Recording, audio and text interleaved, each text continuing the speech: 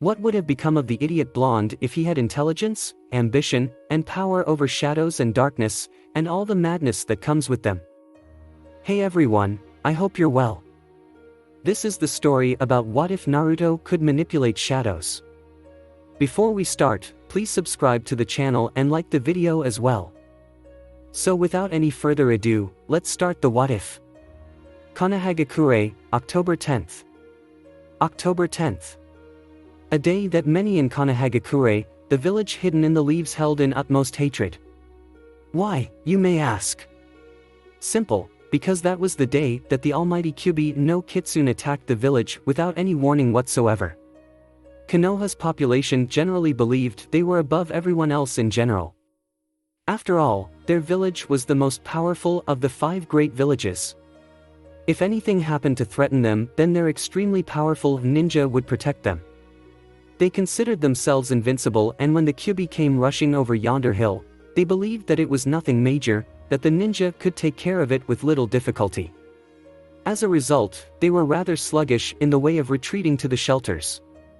This probably has something to do with the unprecedented massive amount of civilian casualties, but Konoha researchers have yet to give up any tangible findings. I wonder why. Regardless, that was considered the worst day in their village's history since Orochimaru fled the village. Because not only were the civilian casualties raised through the damn roof, but the shinobi body count was right up there with it. Many a chunin or rookie jonin had rushed the monster head-on only to get flattened, eaten, burned to a crisp, or any combination of the three. Genin, who had disobeyed orders to get the fuck out of there, had also gotten the same treatment. Most looked on the bright side of that particular score though, less weaklings for Ibiki to sift though come chunin exams. The battle finally ended when the Yandere Hokage, Namikaze Minato, in a combination his infinite misplaced trust and simply great power, sealed the Kyuubi into his own son, Namikaze Uzumaki Naruto. Note that only 2 people in the world knew that that was his name aside from the Yandere himself. He had summoned the great Shinigami to do the job, and as a result he ripped the man's soul out of his chest and ate it. He seemed rather pissed off at the moment.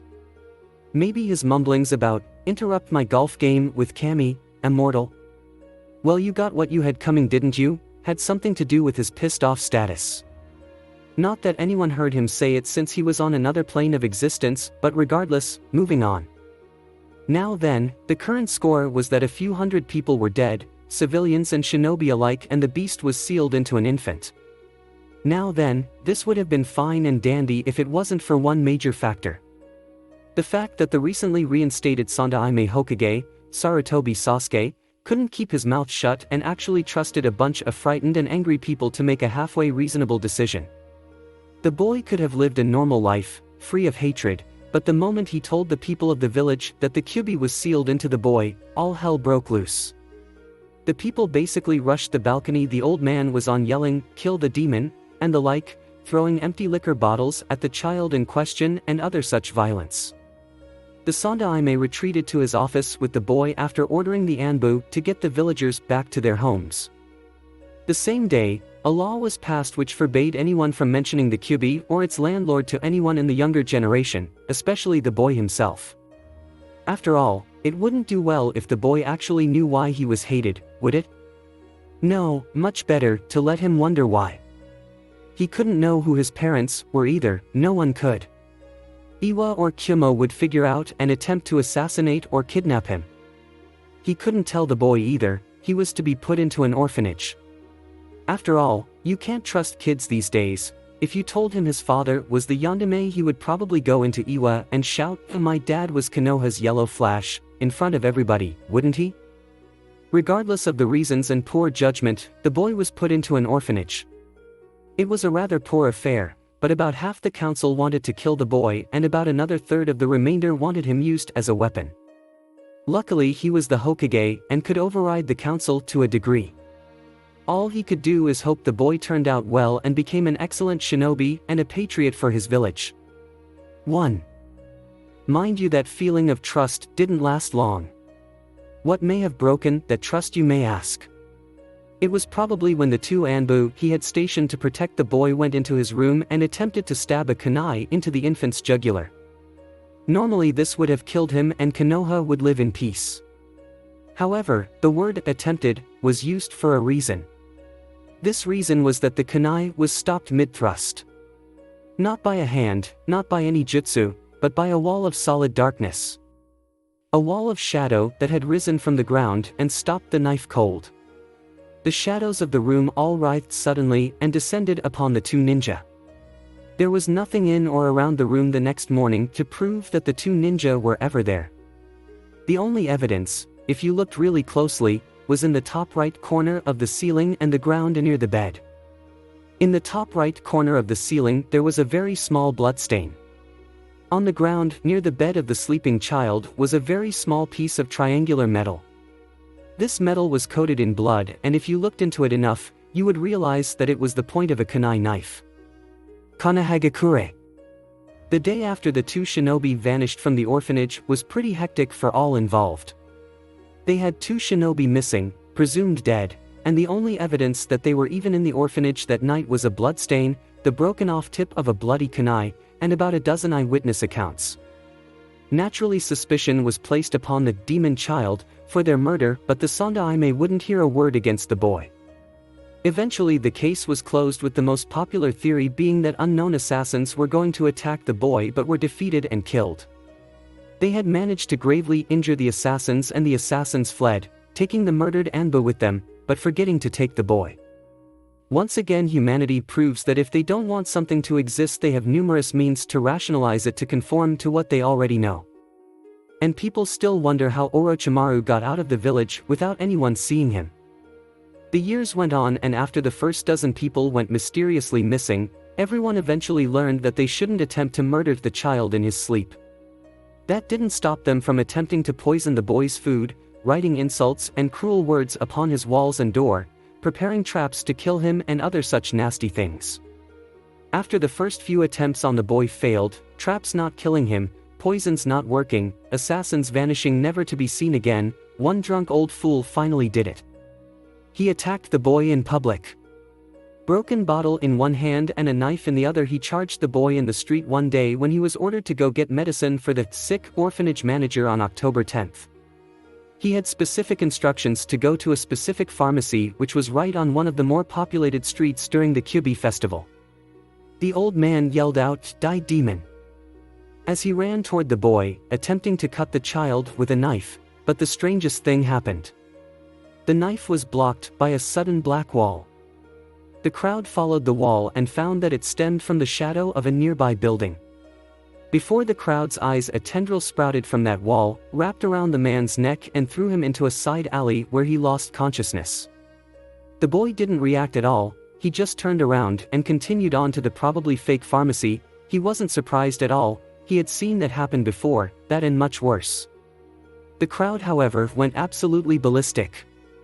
What was once a silently glaring crowd with the occasional dark muttering became a stampede yelling, "The demon is attacking, run for your lives," and "The demon is loose," and other such kind things.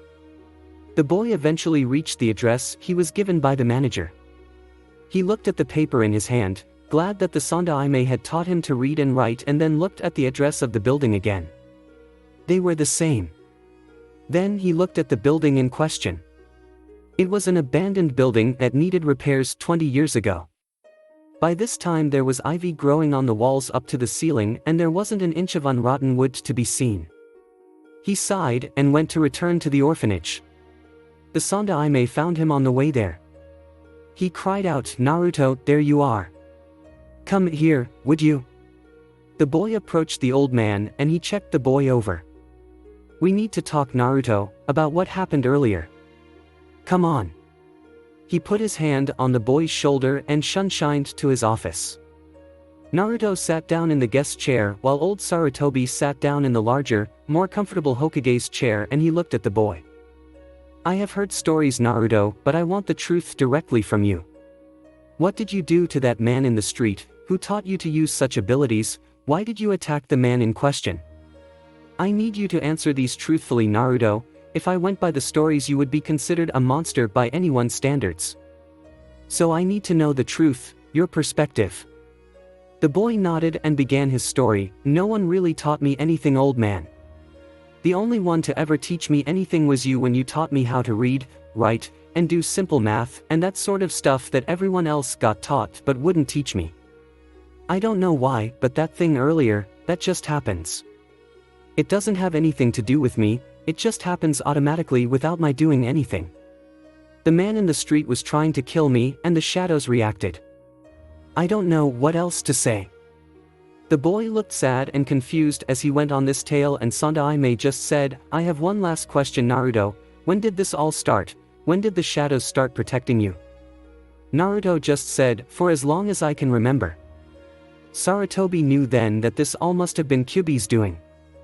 Sarutobi looked at the boy and said, right, well Naruto, I don't want you using your abilities any more than you have to, okay? People might get jealous of you, you know, and who knows what could happen. While he said this, he was thinking, I will have to have Jiraiya look at the seal, these abilities might let the Kyuubi take over. Naruto nodded and asked, Aji-san? The ancient in question looked at the boy and said, yes Naruto. The boy looked down at his feet and mumbled something. The Sandaime leaned closer and asked, what was that? Naruto looked up and asked, Aji-san, can I live on my own? I really don't like it at the orphanage. Everyone treats me badly, no one pays any attention to me, the food is awful and I would really like it somewhere else. The old man thought about it and where he should put the boy. Well, there is that one building. He looked at the boy and said, okay Naruto, I think that is fair enough given what I have put you through today. The boy nodded and the Sandaime said, okay, let's go get your things. The boy looked at him and said, what things? The only stuff I own is what I am wearing right now. The old man looked at the child in surprise and decided that he would be paying the orphanage a little visit later. He took the boy's hand and said, okay Naruto, now come on, we have to go to your new apartment. The boy went on, holding the man's hand, a smile on his face. A few hours, a heated negotiation, and some bought furniture later, and Naruto was now the proud tenant of apartment number 392. Complete with second-hand furniture, mold behind the walls, and roaches and rats if you knew where to look. The Sandaime left the boy alone in his new home. The moment the door was closed, the smile vanished and the boy's eyes gained the shadows of malice and cruelty, the false joy evaporating. Idiot old man. The boy thought. Honestly believing that he wouldn't figure out everything given the right clues. Naruto, sweet innocent and abused Naruto, wasn't as sweet and innocent as the old ruler believed. He had been avoiding trouble his whole life. His skills in stealth and secrecy weren't to be underestimated. He knew a lot more than he let on. Since the day he learned to read, he had been sneaking into the library, learning everything he could about every last subject. He had stumbled upon a great many things that no one knew was there. Some of them were high-class jutsu and others were secret reports that were probably put in the wrong place by tired bureaucrats. He already knew more than enough to figure out that he was the Kyuubi's vessel. The scroll on Jinchuriki that he had found had been a big tip. He had also managed to find out who his parents were. He had already decided 3 things. 1. He hated his father who had placed the village of ingrates before his own son. 2. He hated Konoha, which had made his life a living hell, had disobeyed its greatest leader's last wish and acted as if they were living gods. And 3. He hated the Sandaime. That old bastard had the gall to lie to his face about who his parents were, who his tenant was, and other such important information. There were several things that he could not fucking stand, and being lied to was high up there. He was hoping the old man suffered before he died, and he hoped even more that he was able to watch. He had learned a lot from the library. Basic taijutsu and genjutsu as well as ninjutsu were found there quite easily. He also found a few scrolls on chakra control which were important, and even a few misplaced high-level ninjutsu scrolls. The one that he found most useful was the Kage Bunshin. Once he learned that, his rate of learning skyrocketed. He was able to spend more time on the training grounds and less time in the library after that. He had spent every possible moment out on the fields, undergoing monstrous training regimens to strengthen his pathetic form. He planned to be powerful. He could not abide by weakness in any form. His training really jumped ahead when he first met the Kyuubi. He did not show any fear before that massive demonic fox. He showed a bit of surprise when he found out that he was actually a Esichin. She appeared as a tall woman with flowing red hair, long, slender legs and crimson eyes with slit pupils.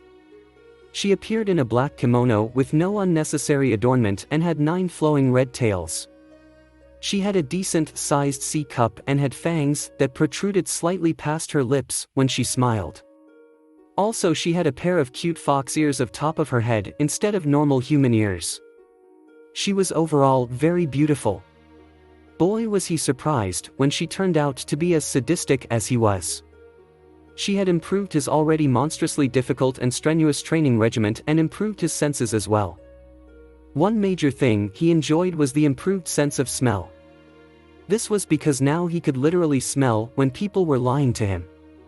She also improved his hearing and sight.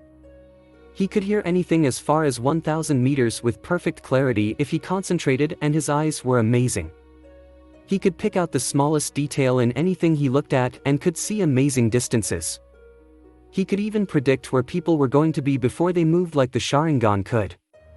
Mind you, he had to do all the movement calculations in his head to do so. It wasn't automatic like the Sharingan was, nor could he copy jutsus. He had to work for his power. The best thing about it was that the senses didn't come in all at once. It happened little by little, day by day, so as not to overload him with information. The thing he loved most was that he was no longer entirely human. Kyuubi's presence in him was turning him into a Hanyu, a half-demon due to the demonic chakra flowing through him. It wouldn't be complete until he was about 11 though. Until then he was human. It was good to have something of a friend though, since she would be with him until he died. They were stuck together for the rest of time whether they liked it or not. He would gain her powers, but she would always be there even after her powers were fully assimilated, a consciousness within his own. One major benefit of half and eventually full demonhood was that he would not die by mortal means. Age, disease, and the like would never affect him, nor would poison, thanks to the demonic chakra in his system burning it away. He had been showed Kyuubi's memories too. She had been around for a lot longer than anyone had guesses, and he was not the only person to ever manipulate shadows or darkness. There were many others, and he learned from them. One major thing he learned was that 3 of the associates of one of his shadowy predecessors were still alive. The predecessor in question was called Gecko Moria, and he was extremely powerful. He learned a lot from watching Kyuubi's memories of him. Powerful magics involving shadows, the importance of underlings, and much more, including his methods on creating an army of the undead, which were actually pretty good. He looked up to him more than any of his other predecessors. He was ecstatic when he heard that his 3 main lieutenants were actually still alive after all these centuries. 2 of them, Absalom and a doctor called Hogback, had remained alive by having Hogback replace their aging body parts every few years, and were still out there somewhere, and he made it a point to track them down at some point. Same goes for the 3rd lieutenant, a woman called Perona the Ghost Princess. She had remained alive by forever shedding her physical body and forever remaining as a ghost. The powers of Absalom and Perona would be useful, and Hogback was a doctor to rival Tsunade, even though his methods were different. He was determined to find them one day. He had also figured out why Kyuubi attacked Konoha. She was a guardian spirit for a certain place. Not Konoha, but for Iwa. She was royally pissed off at Minato for killing her people, and she went after him, determined to send him to hell. She succeeded in her goal, but she never saw this seal coming. Still, she reasoned that it could have been worse. She could have been stuck with an idiot who wore an orange jumpsuit and yelled "Believe it," or "Dadabayo," after every other sentence. Instead, she got a sadistic and manipulative boy with a hunger for power and knowledge that could burn someone with their intensity. Each day he placed genjutsu as she taught him over his apartment and trained to the breaking point, smiling all the while as he felt his muscles contort and harden with each practice strike, as his aim gradually improved until he could take the wings off of a gnat with a kunai from 100 feet away without hurting the rest of the insect. All of this had one major flaw though. He was lazy. Not when it came to combat or training, but when it came to doing much, he preferred to get others to do it for him. He could hold his own, but why bother if your subordinates could do it for you? The question was where he would obtain subordinates. He was going to destroy Konoha, he needed an army. However, he couldn't leave Konoha, and by the nature of his goals, and the locations he was limited to, he couldn't just open a recruiting office. So he planned to take a new path to domination. The first thing was space. He knew that all of the other tenants left soon after he moved in, so all he did was henge into some random SC muck and went to see the landlord with a plan to buy the building that Demon was living in. After assuring the short and fat man that he indeed did know what he was buying, he managed to get the building at a fraction of what any other complex would cost. When he got home, he simply got out some stolen paperwork, signed some forms, and turned them in at the appropriate places, and the deed was in his name. He was now the devious owner of a shitty apartment building. He decided that he could spruce the place up later. He also bought a new wardrobe with the stipend the old fool gave him. He hated the buzzard with a passion, but Naruto was a born actor. He knew that people who pitied you were the easiest people in the world to manipulate, second only to people who admired you, and he managed to slowly get the stipend increased, and that increased his savings since he no longer needed to pay rent since he owned the building. What he decided on was a pair of black pants, taped off at the ankle, and a pair of shinobi sandals. He decided upon a black long-sleeve spandex number to cover his chest. It clung to his body, revealing the well-developed muscles for someone his age, and some seals made it extremely resistant to damage, no to mention comfortable. Over that went a black trench coat with an abnormally large amount of pockets for holding equipment. He departmented the collar on the trench coat up and only the top 2 buttons buttoned, keeping his arms free, and finally he bought a wide-brimmed black top hat to cover his blonde hair. He didn't want to be noticeable in the dark, and the hair was a dead giveaway. He also bought a large amount of ninja equipment and stole what he couldn't buy. He was quite the exceptional thief when the time called for it. Now that he didn't look like a scrawny brat that could easily be picked on. When he finally managed to get the basement stocked with the necessary materials, these included a large freezer, a metal slab complete with restraints, and a large number of medical tools, he bought a shovel and went grave digging. He came home the same night with 24 coffins and scrolls. He spent the rest of the day waiting while he prepared one of the bodies, making it stronger, more powerful, and more prepared for combat. Finally the day came, and some idiot Anbu decided to try and kill him in his sleep. The building was dark, and so Naruto had an immense advantage.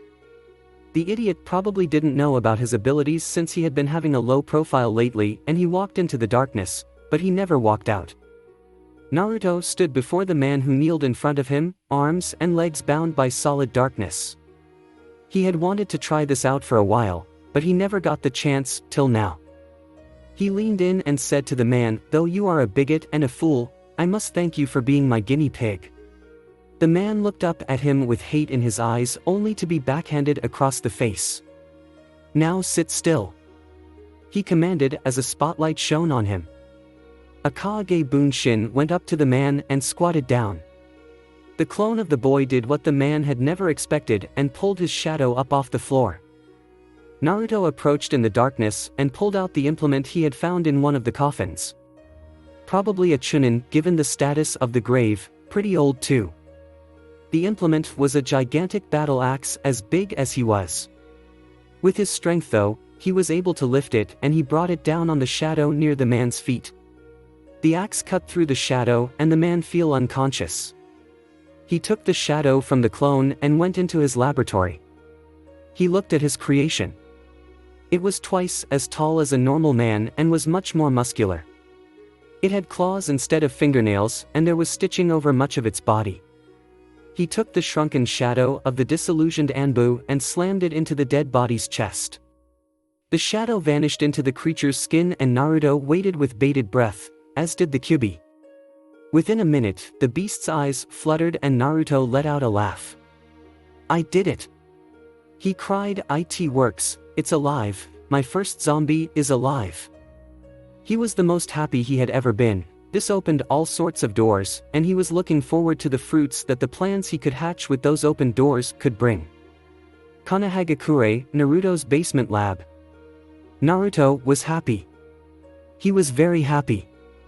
Why was he so happy? Because his idea had worked. At first the leftover personality of the Anbu he captured allowed his new creation to disobey him, but after a little while that evaporated and the thing became totally obedient. At that point the zombie, now known as Zombie 1, which was indicated by the small black one which was tattooed on the left side of his face above his eye, since he wasn't going to bother to name any of his zombies save the most important ones, the zombie was released from his restraints and was coming to terms with his new undead status. Naruto smiled as he went through 4 quick hand seals and bathed the zombie in flame. He didn't flinch, nor did he ignite. Naruto smiled again, his seal had worked. Gecko Moria's zombies had 3 major weaknesses. The first was fire, but that was taken care of by a small yet powerful seal that made his zombies fireproof, which was now proved to work. The second was salt. This was a bit more vexing, for if a zombie ate salt, he was purified and the shadow he had inside the zombie would be freed. Alas, Naruto couldn't find any way around that one, but as long as only he knew, it wouldn't be any problem. The third and arguably greatest weakness was that if the shadow's donor died, then the shadow would vanish and the zombie would die too. This was dealt with by a small seal that kept the shadow in, but it had yet to be tested until now. Naruto had walked back where he left the unconscious Anbu. Removing someone's shadow had 2 effects on the person. The first was that they were automatically knocked out for at least 2 days, the second was that sunlight became anathema to them, it would dissolve their bodies like sugar in water. Naruto unsealed his axe and raised it over the man's head. He hoped his seal worked as he decapitated the man and blood spurted over the floor. Worst case scenario, he reasoned, I have a new marionette waiting for a shadow. He walked into his lab and looked for the zombie. There he was, walking around and moving, just as he left him. Naruto smiled, his seal had worked. He brought in a coffin and put the newly dead body into it. If he strengthened it and gave it a shadow, the body wouldn't dissolve, even though the shadow once belonged to someone else. The Anbu would hopefully make a good zombie in the future. Over the next few weeks, numerous cases of grave robbing were reported in Konoha. Most of the deaths were only a few years old. A good 35% of the stolen bodies were the more intact victims of the Kyuubi attack. Naruto couldn't help but see the irony of it as he examined one of the bodies in the freezer. The warriors that fell to the great demon would be reborn simply to serve the creature they were killed by. Kyuubi found it amusing as well. Naruto had been keeping a low profile lately for the most part. He had the entire building to himself, and though it was a dump, he had managed to rig a very good defense for the place. The first thing he had done was establish an iron fence around the property. The only break in this fence was a large iron gate. This gate had a very thick border, and for a good reason.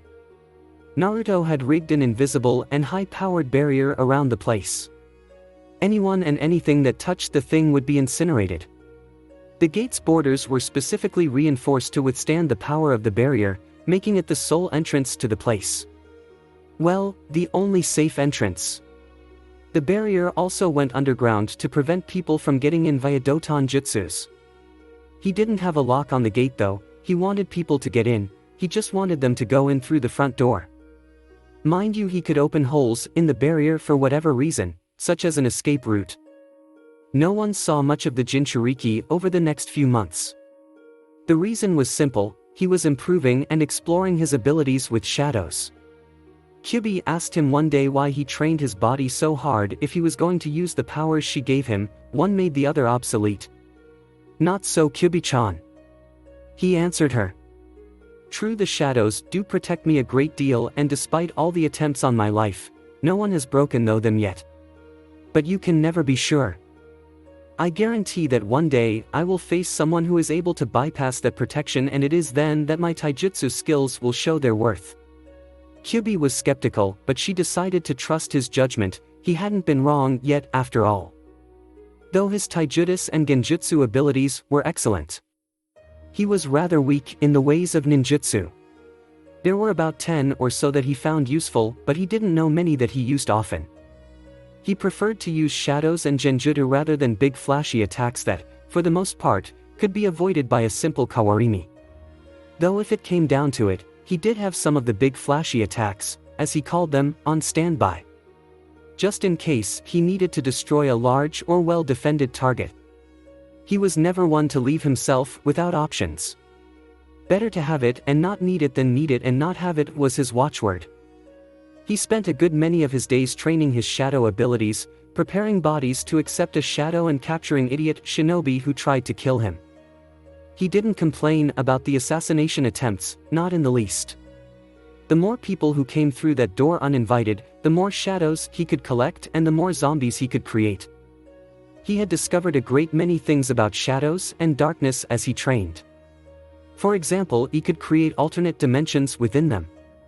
They took a good deal of chakra and control to create, but the result was a small spherical ball of darkness with an extremely large storage capacity. He had prepared a good deal of these storage shadows and fused them into the pockets of his trench coat. He had packed the shadows with a large amount of kunai and kunai with explosive tags attached to them. He could release a set amount of them at any time, the result being that they would fly out of the shadow at high speeds. He really enjoyed lifting up one side of the coat and releasing a bunch of kunai at his opponents. They never saw it coming since from their perspective the weapons came flying out of nowhere, and because of that surprise factor it had a very good accuracy rate. He could also reach into the shadow and pull out kunai in as many numbers as he wanted.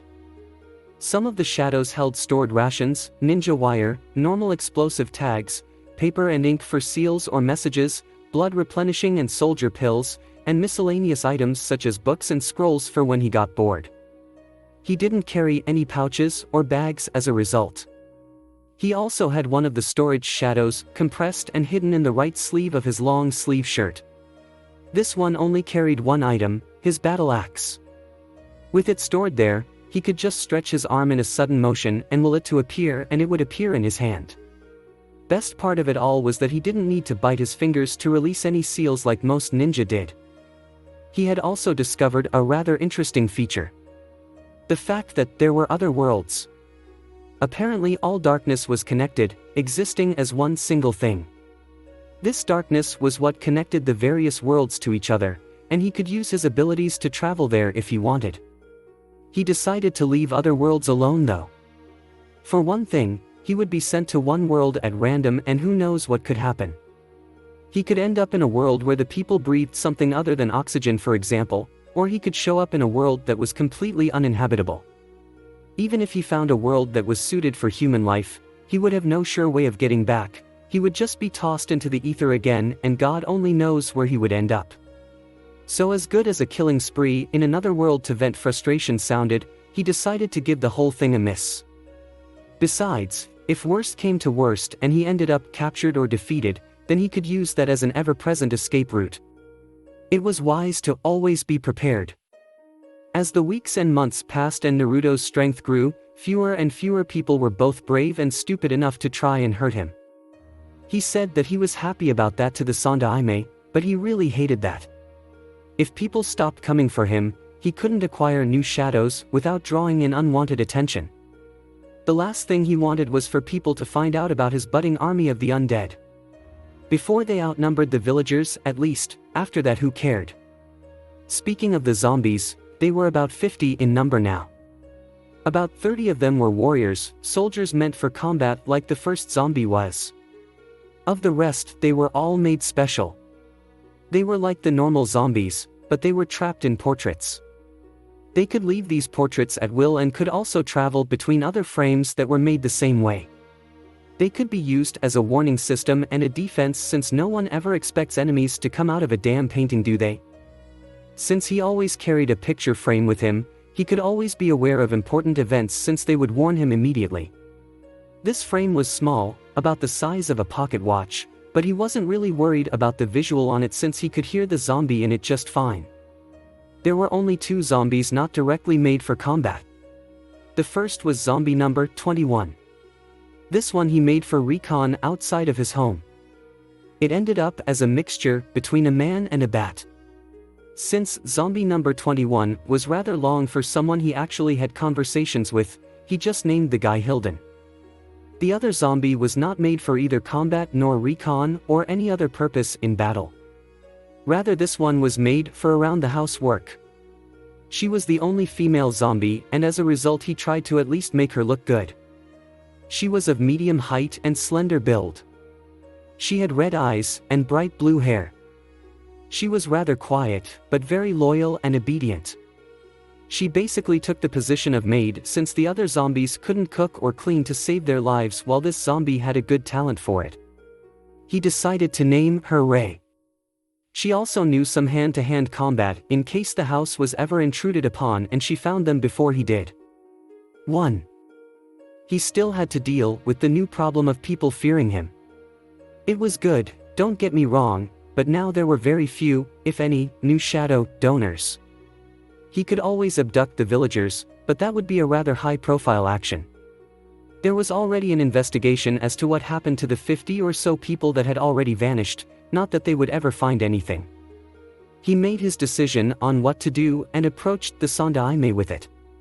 Despite the fact that he hated the buzzard, he still needed his permission and knew just how to play the man like a harp. The main issue was getting him to agree to let him leave the village. The Sandaime had already given him several basic manuals and guides for the ninja business, so he used the need for an escape from the hatred as the main excuse. He posed it as a training trip. He would stay at a cave near the village and train there for a year. It would act as survival training in addition to whatever work he got in on his skills. At least, that was what he told the man. Coaxing people to do what you want was a subtle art. He didn't approach his request directly for one thing. He slowly built up to it over the conversation. The subtle yet fake flattery in his words and tone, the innocent and abused mentality he portrayed, all of it was to convince the bastard to let him do what he wanted. Before long, the man agreed, and while he thanked the man politely, he was making fun of the bastard in his thoughts. The old man only had one last issue to raise. You know, Naruto-kun, if you leave the village for a year, you will have to enter the academy a year late. Naruto looked at the aged leader and gave an enormous fake smile. I know, Aji-san, but the training I get done will make up for it. Well, if you're sure then. I am Ji-san, see you later. The boy shuddered in his mind. He hated acting like that, but he had to maintain his facade until he became a genin at least, then he could let a bit more bloodlust show. A year away from Konoha was just what he needed. Sure, he would be watched, but whatever the man tried could be bypassed without too much trouble. He would leave a variation of the Kage Bunshin behind to fool the crystal ball and the Anbu that would probably check up on him at least once a week. He packed a map of the elemental countries and in his bag and sealed a large freezer into a scroll as he prepared to leave the village. He wasn't planning on staying anywhere near Konoha. He had shadows to collect, bodies to prepare, secrets to sell, and most importantly, people to find. He needed people better suited to do certain jobs than he was, and he had several things to find for his plans to be a success. One thing at a time, one thing at a time. He had patience after all. He could wait a few years for his plans to work. Konohagakure, the demon house, as the locals call it at least. Naruto was preparing to leave for his one-year training trip. At least that's what everyone thought he was leaving on. The real truth was a bit less pleasant for Konoha. He had more or less everything he needed. Food, weaponry, a few hundred scrolls and books on the ninja arts that he had not read yet recently filched from the areas of the library people weren't normally allowed into, all disguised as lower-level techniques via genjutsu. Zombie picture frame, check. Map of the elemental countries, check. A large freezer sealed within scroll to reserve any powerful bodies he happened to collect, check. Immense power, check. Hatred for most human beings, check. Okay, he was all set to go. As he prepared to go, he gave some last-minute instructions to Rei, who was to keep things organized while he was gone. Basically keep the place clean, repair any damage since the building was still rather decrepit, send a picture zombie his way should anything go wrong, and wear that French-made outfit more often. He made several seals on the inside of the gate as he left the property, sealing in the place in a near-impenetrable sphere of energy. Zombies didn't need to eat or drink, so no supplies were needed to be left behind, and he didn't really want anyone going into his house when he wasn't there. His leaving Konoha wasn't that much of an event. He agreed with the Sandaime that he should leave in secret, so the old man cast a small illusion on him so that he looked like someone else, so that he could just walk out without any fuss from the civilians and gate guards. Not that he needed to, but the Sandaime still believed that his skills were low genin level at best, a misconception that Naruto readily encouraged. After all, the most deadly enemy is the one that you overlook. Within 2 hours of leaving Konoha, he had reached the cave that he told the Sandaime that he would be staying at for the next year. It was actually a pretty good-sized hole in the rock, a bit bigger than he thought it was. He put down most of the scrolls and books and removed the genjutsu over himself, and replaced it with one of his own, which covered the cave area. This was to fool the Sandaime's crystal ball into thinking everything was normal.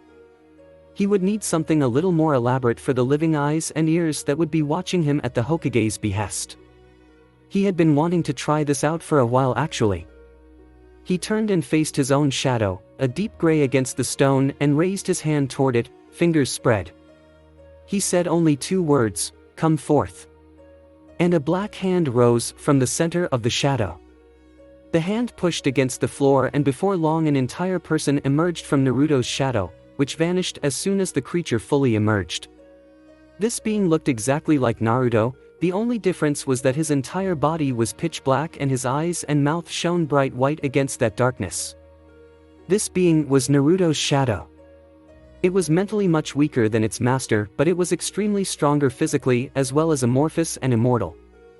All he had to do was give it orders and the shadow would obey them to the best of its abilities.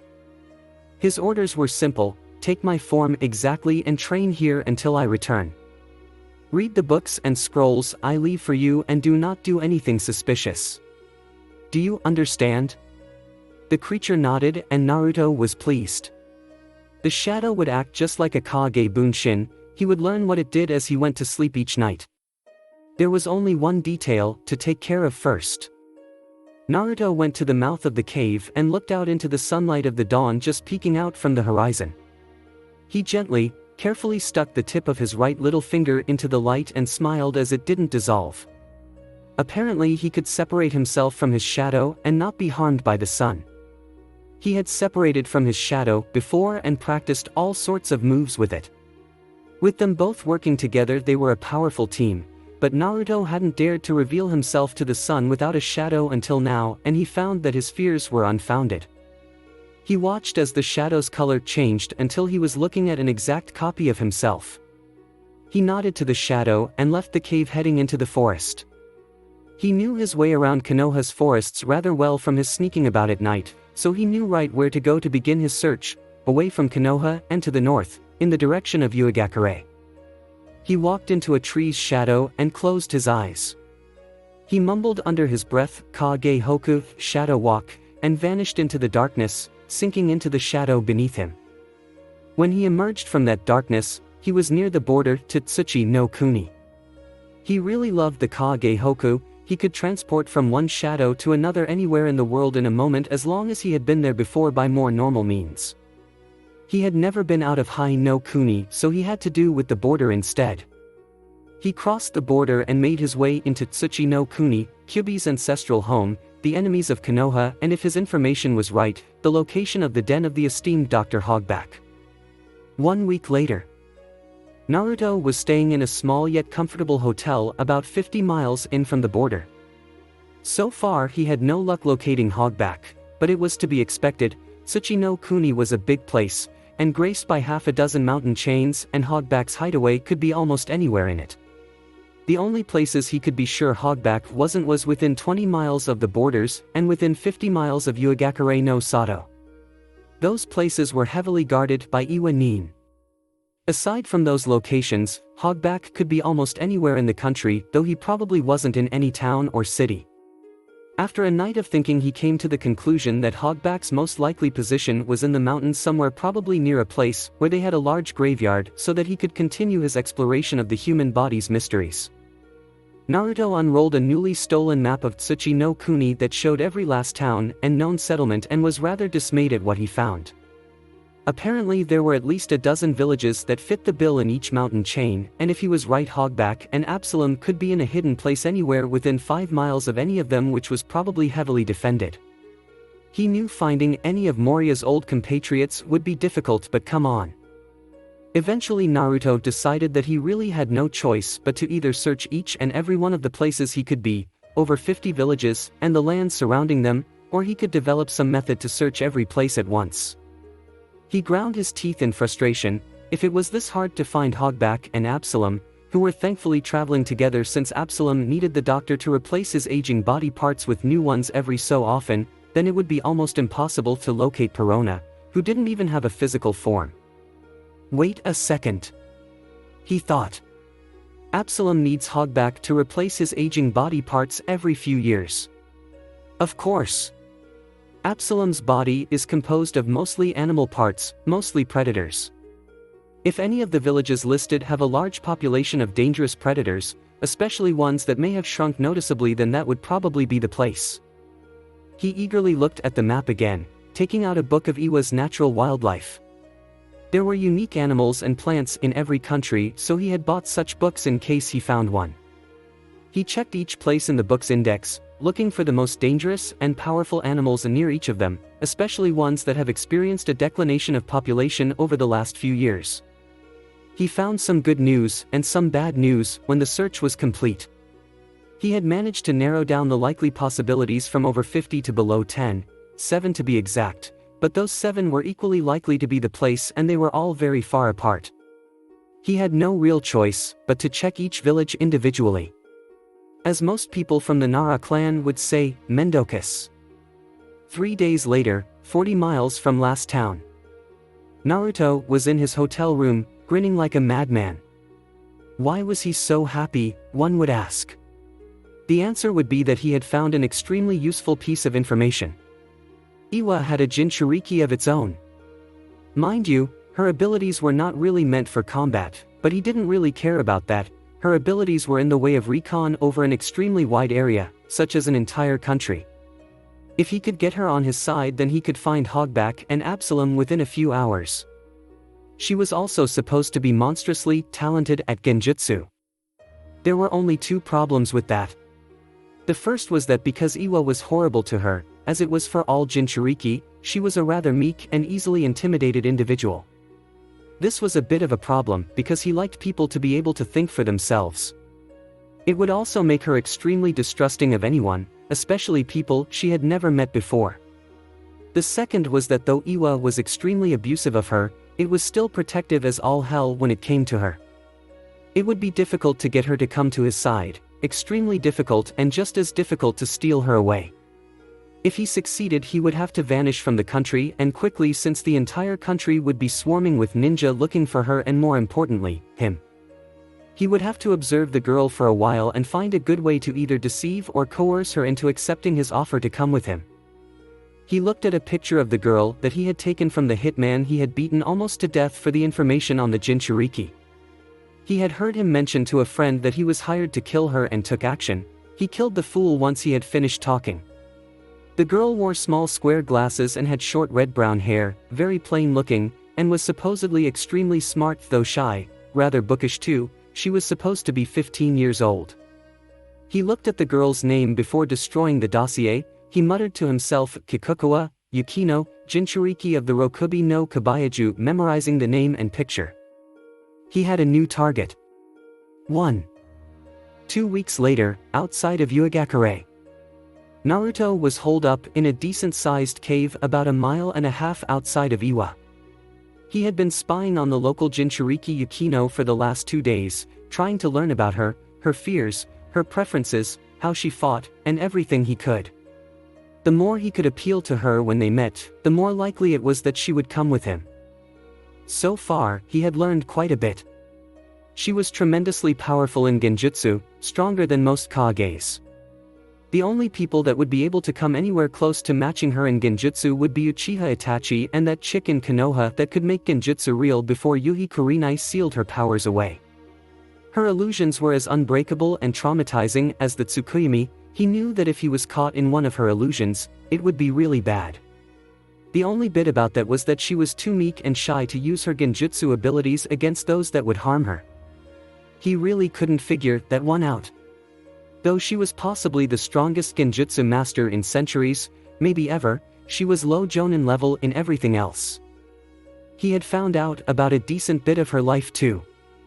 She was extremely introverted and didn't like confrontation, which was to be expected given her abandoned by parents status, and was listed as a Tokubetsu Jonin in Iwa's books. The only reason someone hadn't killed her by now was because of her one and only friend, Suzushiro Haruka. Unlike her friend Yukino, she was loud and aggressive, and fiercely protective of her friend. As a result, the blonde Jonin was considered demonically tainted by her peers. After she befriended Yukino, she quickly became her only friend. He also noticed that Haruka wasn't incredibly loyal to Iwa either. He knew that if he was going to convert Yukino, Haruka was the key to it. If he could rope Haruka into going with the idea, then the Jinchuriki would follow. This was only cemented when he learned one crucial fact about the shy Jinchuriki that no one, not even her friend, knew. The fact that Kikukawa Yukino was head over heels for Suzushiro Haruka. He could slightly understand that, after all, the blonde Jonin was the only one who ever helped her in the least. He knew that if he could get Haruka on his side somehow, then the Jinchuriki would remain loyal. It was one more person than he intended to carry off, but it was worth it. The only question was how to use Yukino's love to his best advantage. He had gotten his chance a week later. The day that Suzushiro Haruka was killed. It was supposedly a training accident, that was the story spread, but Naruto knew the truth. What was supposedly a friendly spar between co-workers was actually a well-thought-out assassination by a Jinchuriki hater to redeem the tainted one's soul. When Yukino found out, she went into a depressive slump and retreated to her home, and the only people that had seen her since was the mob that attacked her home the next day to remove the taint once and for all. Yukino in her depressed state was apparently more willing to shatter minds with her illusions than her normal self was, judging by the new additions to the local asylum. Naruto thought of a way to bring both Yukino and Haruka to his side and shatter their frail loyalties to Iwa in one fell swoop. He grinned as he snuck into the Jinchuriki's apartment one day after that accident. The place was a lot dirtier and unkempt than it normally was. As he looked around the interior, he could hear a slight crying from a nearby room. He made sure that he stayed quiet as he neared the room. The last thing he wanted was for her to attack him. He wasn't all that sure he could win against her if she did.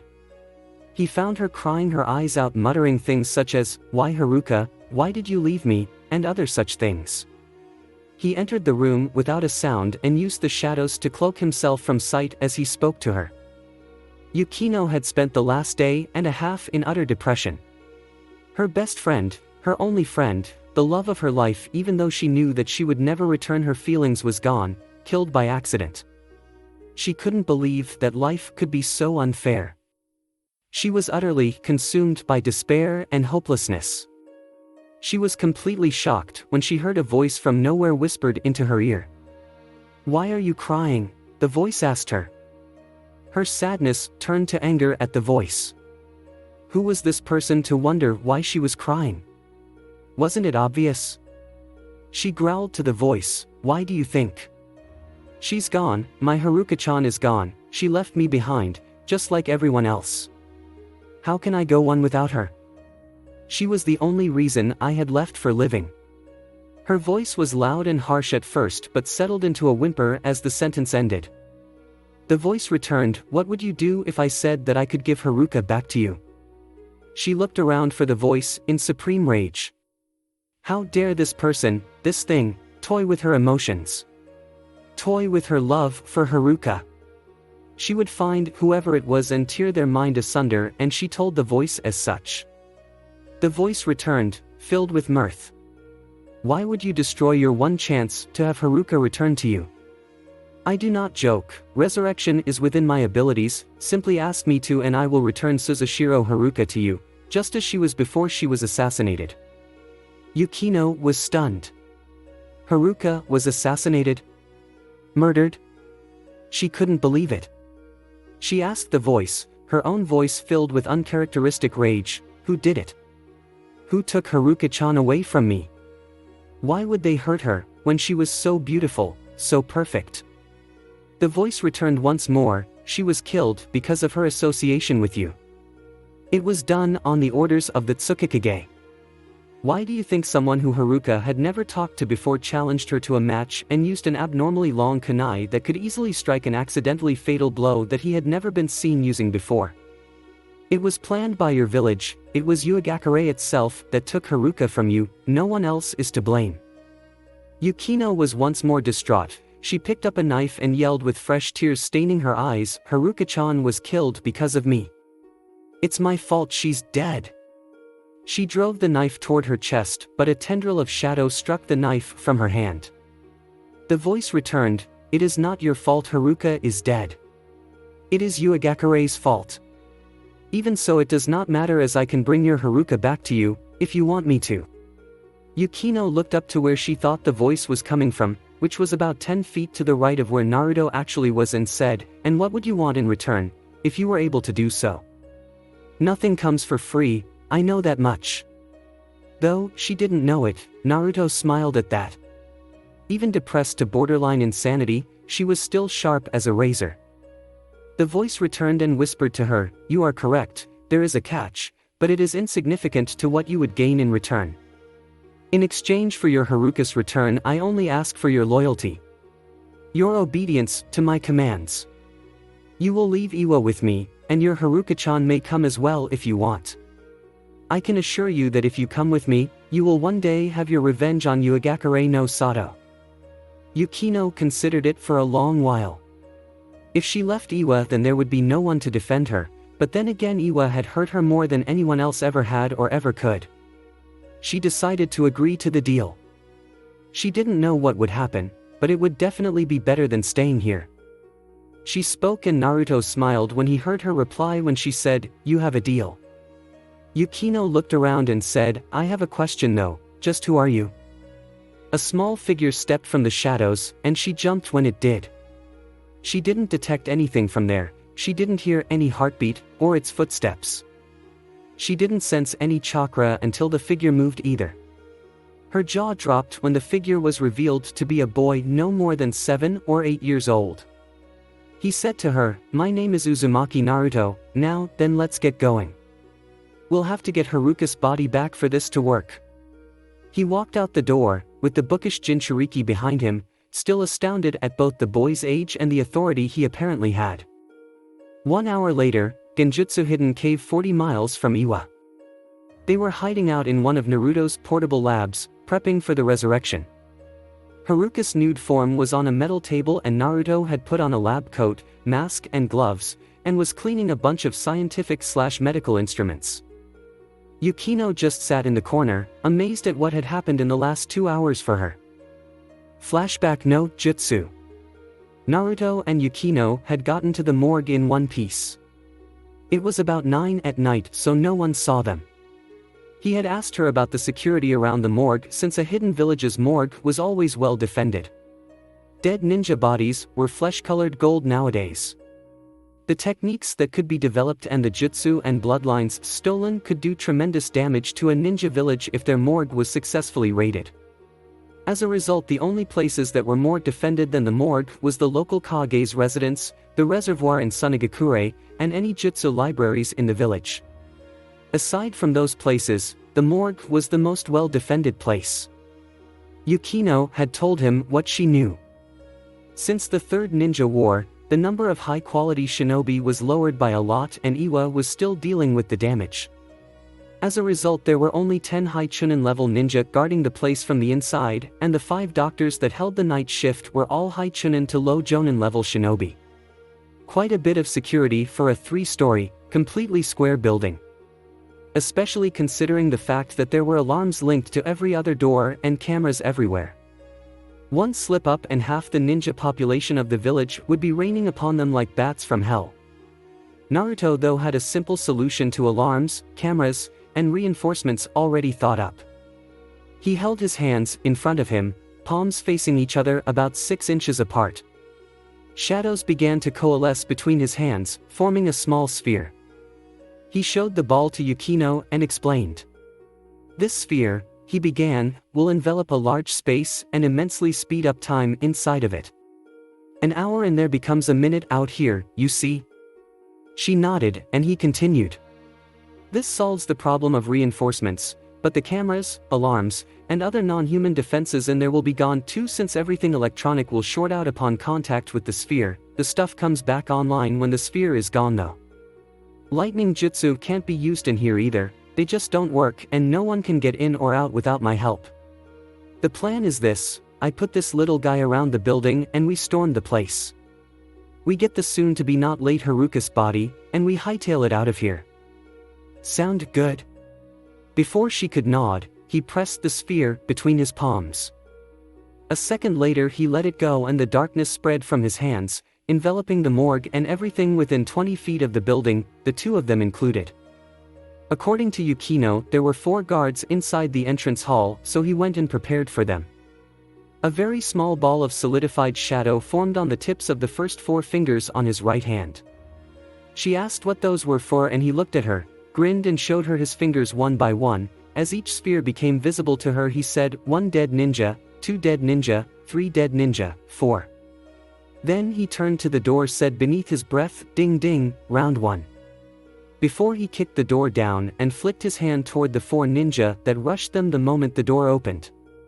The 4 balls of condensed darkness rushed from his hand and pierced through the chests of the 4, each appearing to be nothing but a line that stretched from his hand and went through his opponents before disappearing into the wall. The 4 ninja fell without a sound and 4 small craters decorated the wall around the receptionist, who was looking frail and helpless. That was to be expected since she was the only civilian in the building.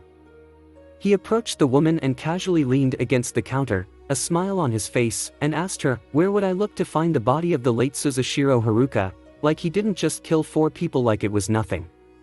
She shakily pointed to a chart which listed in which freezer a body was in, depending on what letter their name started with. There was a separate freezer for the unidentified. The S's were in freezer 5. He looked at the terrified secretary and said, thank you, before a shadow came from the ceiling, wrapped around her neck, and hoisted her up. He shrugged at the hanging secretary, said, nothing personal, and walked toward the freezer section. They encountered 2 more chunin on their way to the freezer in question, who made the bad move of attempting to use Raitun Jutsu. Given the treaty between Kyomo and Iwa during the war, Iwa ninja picked up a few lightning techniques and vice versa. Since Doton Jutsu were too wide-range to use here, they went to the only thing they knew that would work in any other circumstance. Naruto thought the look on their faces was priceless when they looked at their hands in shock when their jutsu didn't work. Their heads were cut off from tendrils of darkness that originated from the natural shadows of the walls before they knew what had happened. When they got to the freezer, Naruto cut off the lock with a small blade of shadow that extended from his fingers and found a large room with a bunch of square cubicles lining a wall. He looked to Yukino and said, you keep watch. She nodded and stood a small way back from the door as Naruto cut the lock off of one cubicle, opened it, and checked the tag on the toe of the body inside before moving to the next one. On the 7th one he checked the tag, smiled and said, we have a winner. As he rolled out the steel sheet that the body rested on. He called to Yukino, who came quickly and told her to pick up the body and follow him, which she did, albeit with some difficulty. Naruto led them to a shadow in the corner and grabbed her arm. He muttered under his breath, Kage Huko, just as 4 chunin and 3 jonin level doctors rushed inside the room. A moment and a whirl of nausea later and they were in a strange cave. Naruto took a scroll from his coat and told her to put a genjutsu over the cave mouth. By the time she was done, he had unsealed a small building and carried the body inside. And then, they were where they were now. Flashback no Jutsu Kai. Naruto, after dressing in normal scientific/medical clothing, removed the white blanket covering Haruka from view. The moment he did, Yukino had a massive, near debilitating nosebleed. Modest C-cup, not too bad by anyone's standards. Bright blue eyes, currently closed, and a full head of blonde curls. The only thing marring her body was the thin yet extremely deep wound in her side. Naruto went through a few hand seals for an examination jutsu and put his hand over her chest. He quickly copped a feel when Yukino was cleaning the blood off of her upper lip, and she didn't notice at all. After a second or two he took his hand away and whistled. Damn, whoever did this knew what they were doing, he did an awesome job. One stab, clean, right between the ribs and right through the heart. I couldn't have done it better myself. Okay, this is going to be more work than I thought. We are going to need a transplant. Yukino looked at the diminutive blonde and asked, transplant? I thought you were going to resurrect her. Naruto pulled off his gloves and looked at the girl like she just said the moon was made out of cheese, and said, yes, but I think you don't want her resurrected into a body that has been fatally wounded. I need to fix up the wound that killed her before I do it, or she'll just die again. Her heart is beyond repair, everything else is easily mended. As a result, I will need to do a transplant. Now, if you'll excuse me. He walked outside of the small building and she reluctantly followed him outside, taking one more look at the body of Haruka. Naruto had taken a scroll from the coat he left inside the portable lab and unsealed a large freezer. It was as big as the laboratory, easily. He opened the door and motioned for her to follow him inside, which she did. She wasn't prepared for what was inside. There was the massive cold, of course. It was about 10 degrees Fahrenheit inside the freezer, but there were at least 50 bodies inside, hanging from meat hooks, men and women, young and old. He looked at her and just asked, what's her blood type? Yukino was shocked for a moment but got a hold of herself and answered, type AB. He nodded and went through the bodies, eventually choosing a rather busty female that had taken a rather nasty fall, given the angle of her neck. He took out a kunai and without missing a beat cut through the skin of her chest, revealing the breastbone. He charged his chakra into the blade and cut through the bone like butter. He carefully spread the two halves of bone and reached in, taking hold of the necessary organ, and with the knife cut each of the connecting veins and arteries that led to the organ. He pulled out a perfectly functional, if a bit cold, human heart and walked out, Yukino following. He sealed up the freezer and went back inside the lab. He prevented his fellow Jinchuriki from entering though. He needed a sterile environment. As a result, Yukino was stuck sitting outside the door listening to the sound of flesh and bone parting, the clinking of metal instruments, and the scent of cold blood for about an hour before the door opened again and her love's mysterious savior stepped out again, medical smock covered in blood. He motioned for her to come in, which she eagerly did. The room was just as it had been before, only there was more blood and a brand new scar on Haruka's chest. The wound that killed her was also gone. There was a lot of blood on the instruments, especially the scalpel. There was also a pierced heart in a jar. She looked at him and asked, how did she recover so quickly? There should still be stitches, and the wound should be open. He looked at her and said, demonic chakra. One of the best healing agents there is. She looked at him in shock and asked, how do you have access to demonic chakra? Only a bijou could use it. He looked at her again and said only one thing, a bijou or a Jinchuriki. She looked at him open-mouthed. She shakily asked, just who are you? He looked at the completely astonished girl and said, Uzumaki Naruto, Jinchuriki of the Kyubi no Kitsune, pleased to meet you. The already astounded girl almost went into shock. Not only a Jinchuriki, but the container of Kyubi, the strongest of the 9, no wonder he is so strong. She thought. He knelt by the body and said, now we begin the resurrection. He began a low chant in a language she did not know. It was twisting and writhing, she couldn't explain it. About 2 hours later he was still chanting. She gathered up the courage and asked, is this really necessary? He stopped his chant and looked at the girl before standing up and saying, no, not really. She was surprised by this and couldn't come up with a response. He smirked and said, okay, enough joking around, time for the real thing. He took a deep breath and reached down and touched her shadow, his hand sliding into it as though it were water. He thought the process to himself as he worked. The only thing you need for a human is a body and soul.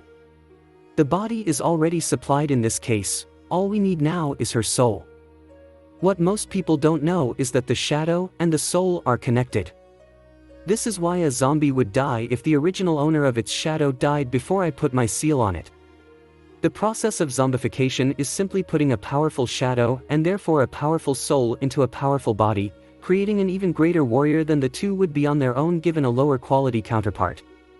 Resurrection though is different from zombification, since I need a specific shadow to go with the now functional body. When a person dies, their soul, their memories and feelings, separate from the shadow and move on. The soul still leaves traces on the shadow though that gradually vanish as time goes on. A resurrection of a person only a day or two old is easy, after a week has gone by though the soul is irretrievable. The body has to be functional too, otherwise the person would just die again. She is only a day or two dead, so it shouldn't be too hard. There. The moment he found the remnants, he quickly followed the trail to the soul, wherever it was. He slowly pulled it out of the shadow's darkness, a small rainbow-colored orb. "There's a good girl," he muttered to himself, and he slowly pressed the orb into the girl's chest and waited. A few moments later her eyes flew open and she took in a ragged breath like a person who was borderline drowning. She looked around wildly, shocked and confused. Yukino was overjoyed. She yelled out, "Haruka-chan," and rushed forward, but stopped when Naruto knocked out the newly revived Haruka with a chop to the neck. Yukino was surprised and instantly went on guard. He looked up at her and said, "Relax, I didn't hurt her. Her soul still needs to acclimatize to being alive again, so she needs to sleep for at least a day.